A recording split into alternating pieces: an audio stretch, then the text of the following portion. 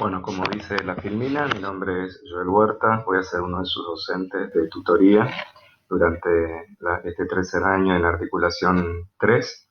Vamos a comenzar mediante este medio, debido a la pandemia del COVID-19 que todos ya conocemos. Vamos a tratar de abordar las distintas temáticas a través de esta vía. Espero que les sea de utilidad. Y bueno, cualquier duda o consulta estoy a disposición y pueden consultarme a través de la página. Vamos a dar comienzo a lo que es el estudio del sistema nervioso. El sistema nervioso, como dice acá en la filmina, nos permite a nosotros tener la capacidad para detectar y poder responder a estímulos o cambios, tanto en el medio externo como interno, o sea, cambios que suceden fuera de nuestro organismo o en el medio interno. Nos permite dar una respuesta inmediata. Por ejemplo, si yo acerco la mano a algo caliente y siento que me está quemando, la retiro inmediatamente. Esta es la diferencia con el sistema endocrino, que también nos permite responder a estímulos, tanto externos como internos, pero que tienen una respuesta mucho más remota en el tiempo. Para su estudio, el sistema nervioso se lo divide en dos grandes grupos. El sistema nervioso central, que está compuesto por el encéfalo y la médula espinal, y el sistema nervioso periférico, que está compuesto por los nervios, los ganglios y los diferentes plexos que vamos a ver más adelante. ¿Cómo está compuesto este tejido nervioso? Básicamente por células especializadas en la transmisión, como son las neuronas, que es la célula básica del sistema nervioso central. Después vamos a tener lo que se denomina neuroglía o glía y los vasos sanguíneos. Como les decía, la neurona es la unidad funcional del tejido nervioso. Es una célula especializada que está capacitada para poder transmitir una información y lo va a hacer de distintas formas a través de algo que se llama sinapsis. Las neuronas tienen capacidad de interconectarse entre sí y poder transmitir una información. La neuroglia son las células de sostén. En este caso, estas células no tienen capacidad de conducción y van a estar en estrecho contacto con las neuronas porque le van a dar la posibilidad de tener un sostén físico a través de ellas, y también vamos a ver más adelante cómo también generan un aislamiento eléctrico para facilitar que esta transmisión de la información sea lo más rápida posible. Y por supuesto también dentro del tejido nervioso vamos a tener componentes vasculares, tanto arterias como venas, que van a permitir llevar nutrientes, oxígeno al cerebro, y a su vez vamos a tener una barrera que se llama barrera hematoencefálica, que actúa como si fuera una especie de filtro, impidiendo que algunas sustancias que podrían ser dañinas para el cerebro no puedan pasar hacia el tejido nervioso. Bueno, vemos acá un esquema de lo que sería una neurona y los diferentes componentes que tiene, ¿sí? Como toda célula, la neurona va a tener un cuerpo o soma, que podemos ver acá, donde también vamos a encontrar a nivel central un núcleo, ¿sí? Y vemos que este soma está rodeado de un montón de manchitas negras acá en esta filmina, que representan los corpúsculos de Nissen. ¿Qué son los corpúsculos de Nissen? Es el retículo endoplásmico rugoso de la neurona. ¿Por qué? Porque la neurona tiene muchísima síntesis proteica, porque vamos a ver más adelante que la neurotransmisión en su gran mayoría se va a producir a través de compuestos químicos que se llaman neurotransmisores, que tienen que ser sintetizados por la neurona. A su vez, la neurona va a tener distintas prolongaciones. Vamos a tener prolongaciones, las que vemos hacia arriba, ¿sí? Son las que se llaman dendritas. ¿Sí? Las dendritas son prolongaciones que van a ser en general múltiples, ¿sí? Y vamos a tener una prolongación única, ¿sí? Que va hacia abajo, que se denomina axón, ¿sí? La información la vamos a recibir a través de las dendritas. El soma de la neurona lo que va a hacer es, sobre todo, codificar y ver si esa información que es recibida a través de las dendritas va a ser transmitida o no hacia el axón, y el axón va a llevar esa información hacia las dendritas de otras neuronas, al soma o a otros lugares, como vamos a ver un poquito más adelante. Vemos acá, rodeando el axón, ¿sí? Ven que acá hay como una línea de puntos y por encima vemos lo que se denomina sistema nervioso central y abajo dice sistema nervioso periférico. Esto para hacer una representación gráfica y más que nada para mostrarnos que la mielina a nivel central es sintetizada por el oligodendrocito. Es la célula encargada de darle esa protección que veíamos hoy para que la información pueda ser transmitida de forma más rápida. Y a nivel periférico, estas células, ¿sí?, de la neuroglía, que son las que le van a dar sostén y van a sintetizar la mielina a nivel periférico, se denominan células de Schwann. Vamos a ver ahora cómo la clasificación de neuronas o los tipos de neuronas podemos hacerla de muchas formas, de muchas maneras. Vamos a ver acá una representación de acuerdo a las características y sobre todo al tipo de prolongación y cómo se presentan estas. ¿Sí? Vamos a ver, por ejemplo, en este caso, una neurona donde vamos a tener, por un lado, ¿sí?, una gran dendrita con múltiples ramificaciones y un axón que a su vez también en su extremo va a tener ramificaciones. Esto es lo que se denomina básicamente una neurona bipolar y estas neuronas son las llamadas neuronas sensitivas en su mayoría y las podemos encontrar, por ejemplo, en la retina.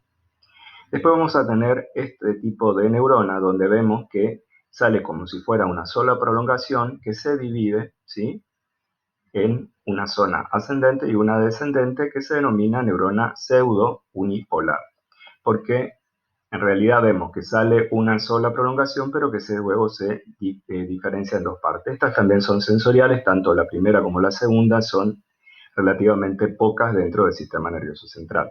Después tenemos las neuronas. En este caso vamos a tener una neurona piramidal por la forma que tiene el soma de la neurona, que es una forma trapezoidal, y en general esto van a responder a neuronas motoras, ¿sí?, y las neuronas cognitivas, donde vemos que tienen muchísimas ramificaciones, tanto en sus dendritas como en el axón, ¿sí?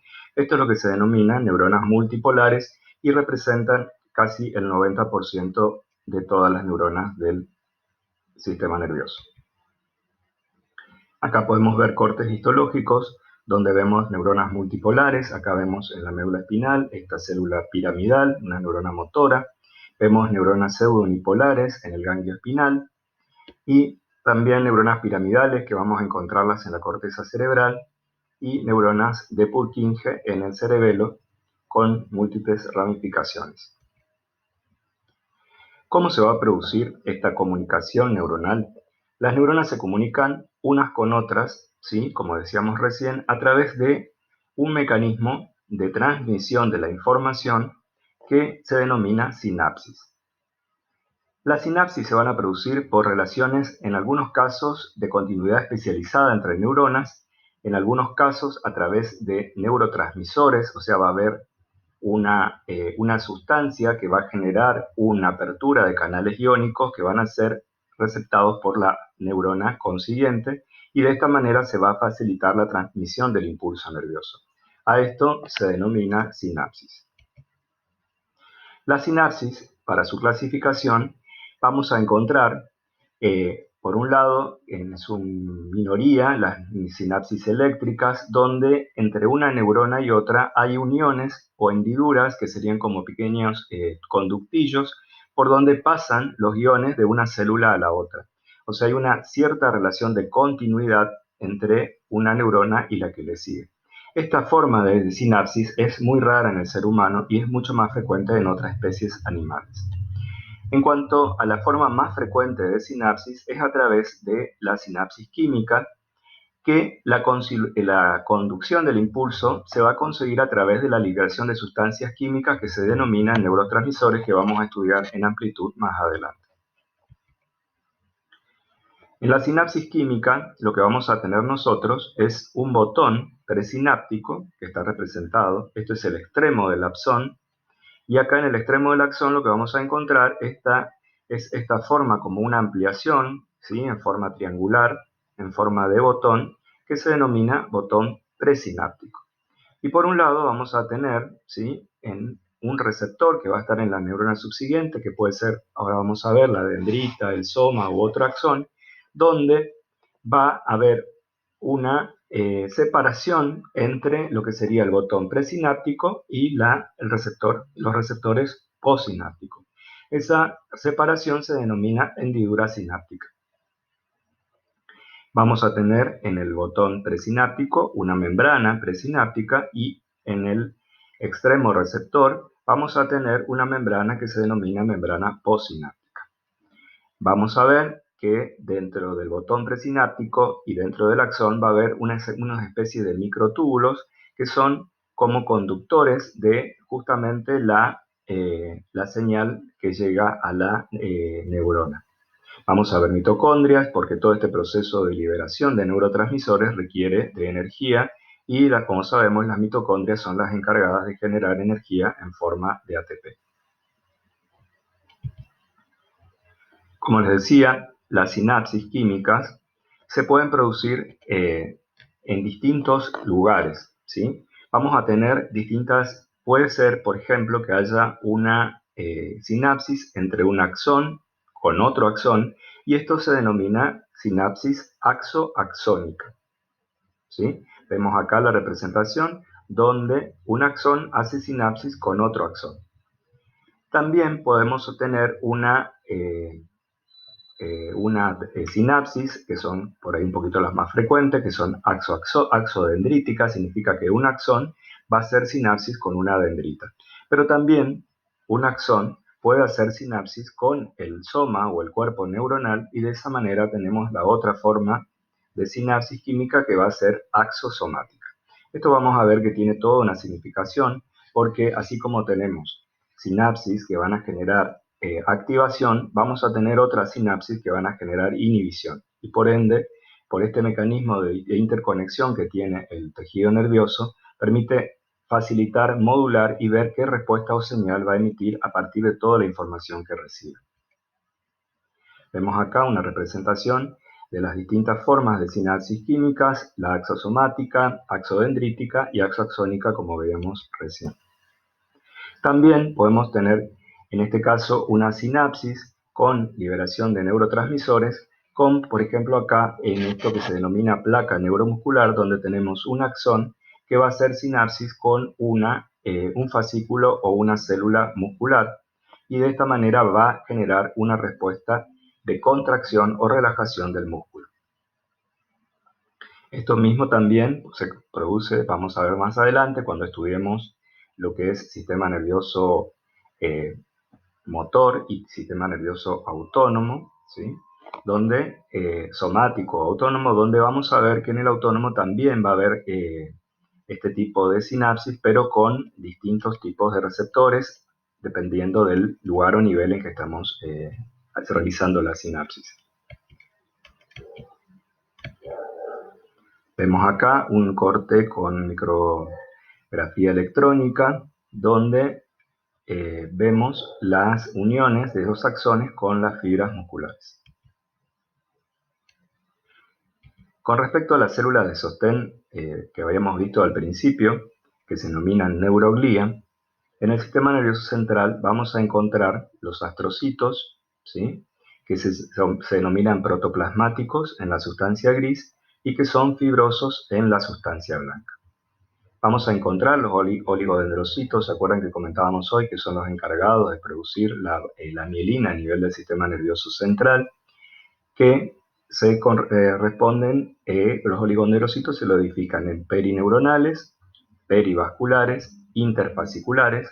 Los perineuronales y perivasculares lo vamos a encontrar en la sustancia gris y los interfasciculares lo vamos a encontrar en la sustancia blanca.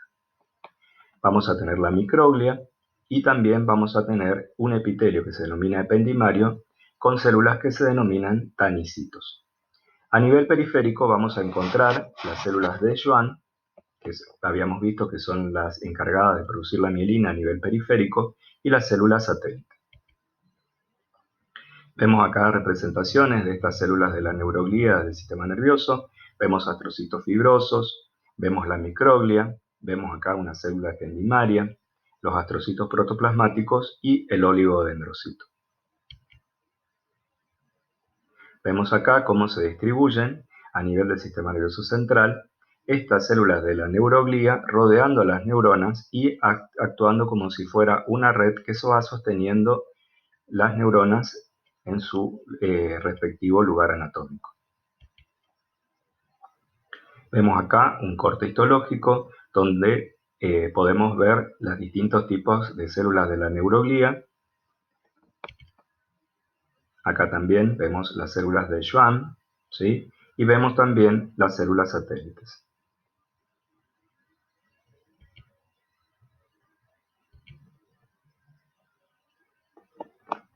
Vamos a ver cómo se constituye una fibra nerviosa.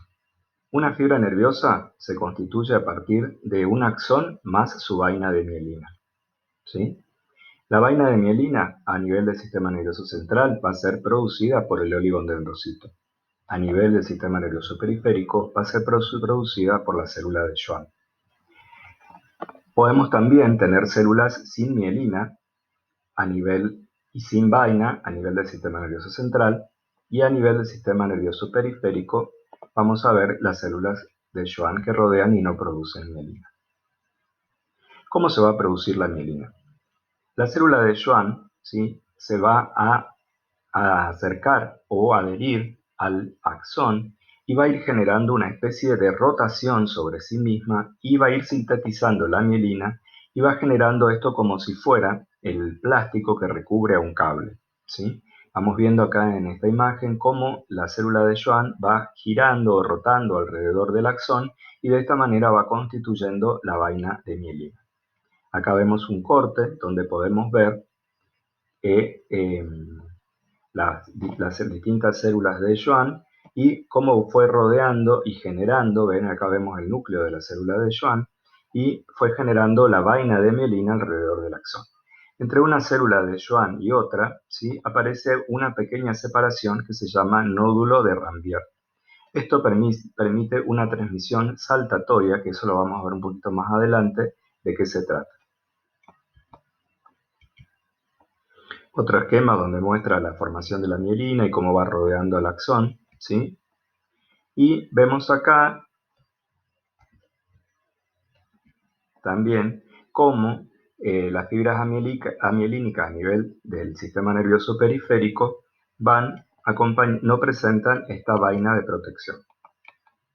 Vemos acá la formación de mielina a nivel del sistema nervioso central, donde un oligodendrocito puede generar extensiones y va rodeando de la misma forma que se produjo con la célula de Schwann a nivel periférico, pero un solo oligodendrocito puede generar la vaina de mielina en diferentes neuronas. Vemos acá un corte con microscopio electrónico, donde podemos ver la vaina de mielina rodeando al axón. Otra figura más, que nada más que es sumar parte de lo mismo, ¿sí?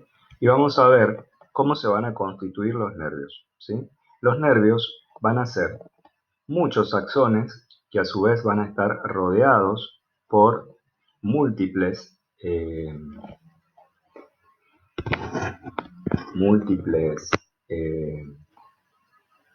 capas, ¿sí? Como veíamos hoy, una fibra muscular era un axón más una vaina de mielina. Vemos que varios axones se van a constituir, se van a unir, ¿sí? Y eso va a constituir lo que se llama una fibra nerviosa. Esa fibra nerviosa, ¿sí?, a su vez va a estar rodeada, ¿sí?, por una capa de tejido conectivo que en ese caso se llama, ¿sí?, perineuro. Y lo que rodea cada haz nervioso se va a llamar endoneuro, ¿sí? Y lo que va a rodear y nuclear todos estos haces nerviosos se va a denominar epineuro, que lo vemos acá, rodeando a todo el nervio. A su vez, el nervio también va a tener vasos sanguíneos, vemos acá arterias y venas, ¿sí? Puede tener corpúsculos o sensores, eso lo vamos a ver un poquito más adelante, corpúsculos de tensión, de movimiento o de calor. Vemos acá un corte histológico de lo que les estoy mostrando, de las fibras nerviosas, ¿sí?, de los distintos nervios, cómo se ve un nervio en un corte histológico. Vemos acá la distribución de la sustancia gris y la sustancia blanca a nivel del tejido nervioso central y a nivel del higo del cerebro y a nivel de la médula. En el cerebro, el tejido, la sustancia gris se va a encontrar en la periferia y en el centro vamos a encontrar sustancia blanca y en la médula vamos a encontrar sustancia gris en el centro y sustancia blanca en la periferia.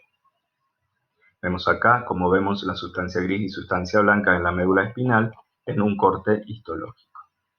Bien, por ahora vamos a llegar hasta acá. Espero que esto les sea de utilidad. Con respecto a la bibliografía que vamos a utilizar, para la parte histológica, vamos a usar el libro de Jenneser y para la parte de fisiología vamos a tenerlo como libro de cabecera al Guyton. Cualquier duda o consulta, estoy a su disposición.